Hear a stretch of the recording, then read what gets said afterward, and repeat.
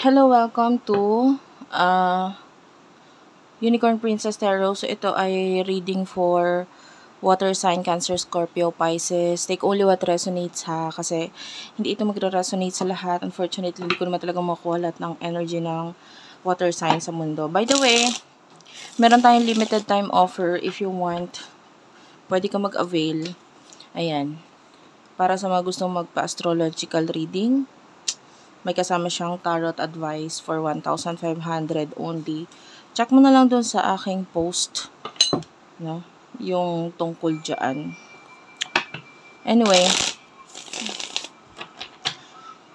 limited time yun hanggang July 31. Ayan, kasi yung iba wala daw silang TikTok or wala silang TikTok shop. So, if you want, you might want to check it out. Let's start. What do we have here for ano to? What do we have here for water sign? Sorry, medyo nawawala ako. Kunin natin ang main energy mo. Main energy mo, you do have your 10 of mirrors. Okay, and 2 of rings. Wow. I feel like there's a connection or relationship na natatapos or nag-end sa'yo.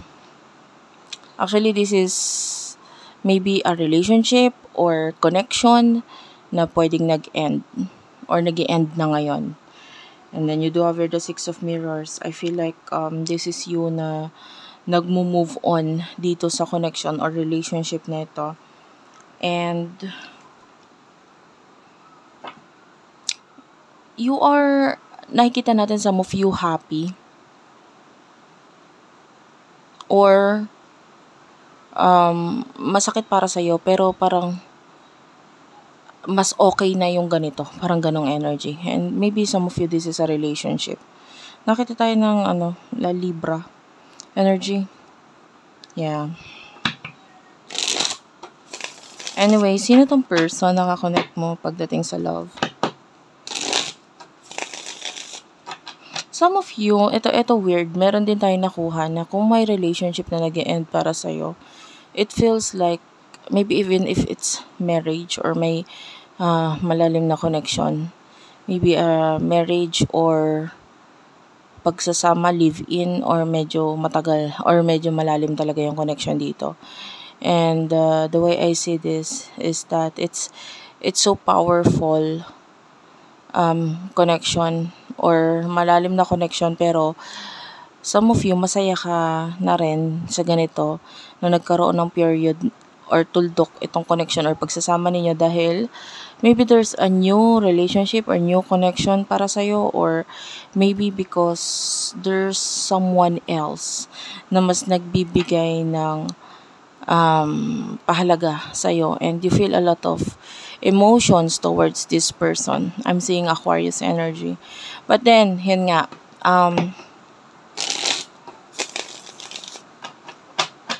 kaya yung hiba lang yun ha, na may nag-end or may nag-end, may nag-end sa'yo, pero parang okay lang kasi meron namang someone na nakikita mo mas makakapagpasaya sa'yo.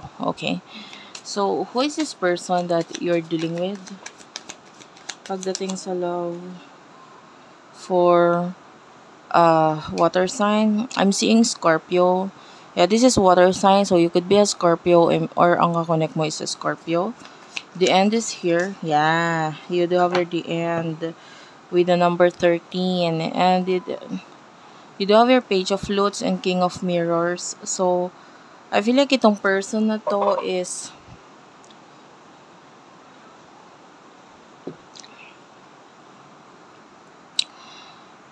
yung decision regarding, I feel like this is a person na nag-end na ngayon sa inyo. And with the Daydreamer, Page of Flutes, this person meron pa kasi siyang gustong mangyari sa buhay niya. Gusto niya ng changes. May mga desire pa siya. And I feel like masyado pang bata or masyado pang batang isip, or maybe maybe this person is having regret, especially kung may children na involved sa inyo. Maybe you do have a child with this person, so pwedeng nagkakaroon siya ng regret regarding doon, pagsisisi. Bottom of the deck is the Two of Roses, date card. So this person, gusto niya ring maranasan na makipag-connect pa sa iba. So, and maybe you do have here the Four of Rings. So, parang ang nangyari kasi is that sa relationship ninyo, meron yung parang natali eh. 'Di ba? With the Four of Rings, kumbaga hindi ako pwede magmahal, bawal ako sa ganito, ganyan. Nagkaroon ako ng limitasyon na I feel like ito yung person mo na parang ayaw niya nun ganon. Pero parang naging no choice. So, yung iba, pwede nagkaroon ka ng anak dito sa person na to, pero pinagsisihan niya yun, hindi pa siya masaya, hindi pa siya satisfied sa, sabihin na natin pagkadalaga or pagkabinata niya. But yeah, high chance that ito ay relationship wherein hindi pa naging handa pareho sa obligasyon. And ano yung emotions niyo sa isa't isa?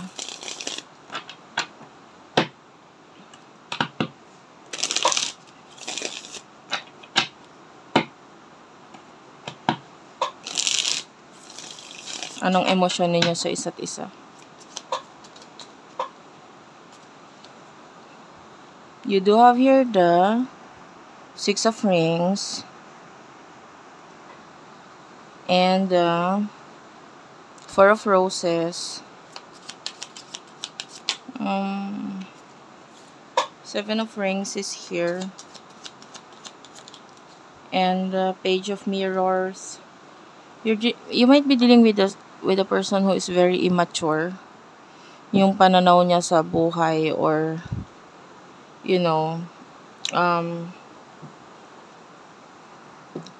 okay, with the Six of Rings. By the way, hindi ko alam kung naririnig mo yung ulan sa labas. Nagbabagyo po ngayon dito sa Philippines during this time na pinanonood mo to. So yan. Four of Roses is here. I feel like with regards sa emotion mo dito sa taong to, mahalaga siya sa'yo, or mahalaga naman yung naging connection ninyo. But with the Six of Rings, parang you need more time. No? And nakakita tayo ng material attachment sa connection ninyo na pwedeng isa pa sa mahalaga sa'yo. So, if some of you, kung may anak kayo, mahalaga sa'yo yung anak. Mahalaga sa'yo kung ano yung meron sa inyo na usaping material. But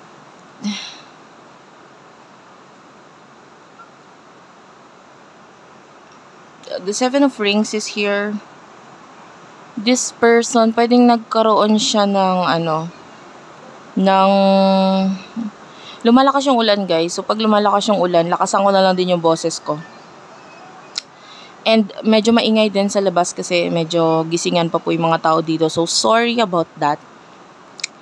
So, with the Seven of Rings, I feel like this person, mahalaga siya sa'yo. Pero, pwedeng yung mga bagay na namimiss niya,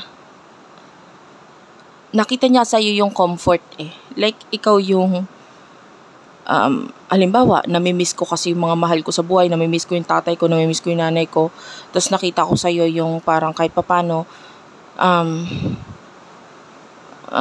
yung pagka-miss ko sa mga taong to medyo nawawala, nalilimutan ko, ganyan. So, itong person na to may ganun eh. Nakakuha siya ng comfort sa'yo.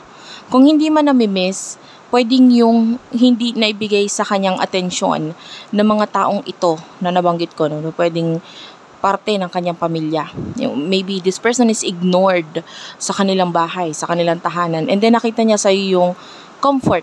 Yun. So, I feel like this person, yun yung nakita niya sa'yo, and emotions niya para sa'yo. You are my comfort zone, sabihin na natin ganun. Or, you give me comfort. You made me feel like home, pwedeng ganun.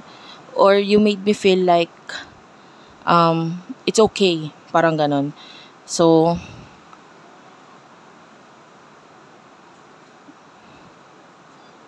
kumbaga, alam mo yung isang bata, sorry to say, but I really do feel like you're dealing with someone na medyo immature, ha? Kasi nararamdaman ko talaga yung feeling. Alam mo yung batang parang nawawala. Ganon. And then, nung nakita ka niya, nakakita siya ng parang someone that could help him or her na maramdaman na it's okay. Okay lang. Parang ganon. And, maybe you don't feel like home yet. Pero, parang, at least, kahit papano, naramdaman niya yung feeling na, at least, okay na ako. Parang ganon. And, what will happen in the future sa inyong dalawa? Okay, you do have here the Seven of Lutes, the edit, and then you do have here the advisor and the Nine of Roses. Okay. So, regarding this ending na nangyayari sa inyo ng person na ito, you do have here the opening up, leap of faith, Ace of Rings, and the Nine of Lutes. So, I can see new beginning for the both of you. The Seven of Lutes is showing here as something na ayusin or babaguhin mo sa buhay mo in the near future. And I feel like itong pagka-cut off or pag-end nito is for the better. Like, sa istorya ng buhay mo, nagiging mas makulay talaga siya kung may mga ganitong pangyayari. And some of you, this is part of something na kailangan mong maranasan in order for you na maging maayos ang buhay mo. Okay? Or maging mas better. Marami kang lesson na matututunan or natutunan dito sa taong to, sa connection na ito. And I feel like with the advisor, there's I can see you finding comfort dito sa new person. I can see you na pwedeng may ma-meet ka who would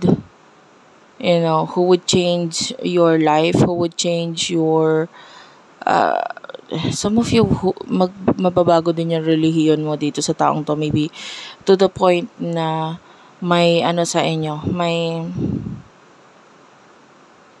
maybe in the future this new person will be the one for you, my marriage, or you could meet their parents or vice versa, or pareho, of course, especially if there's marriage na involved. And that would be in the near future for you. So, nakikita natin na yung ending mo with this person na kakonect mo ngayon in the present moment ay nag-e-end yan dahil yung susunod, siya na yung mas better or the best one para sa'yo. And this would be like a friend for you. At first, may friendship tayong nakukuha sa inyo na tao na ito. And yeah, the person na kakonect mo ngayon na nag-end,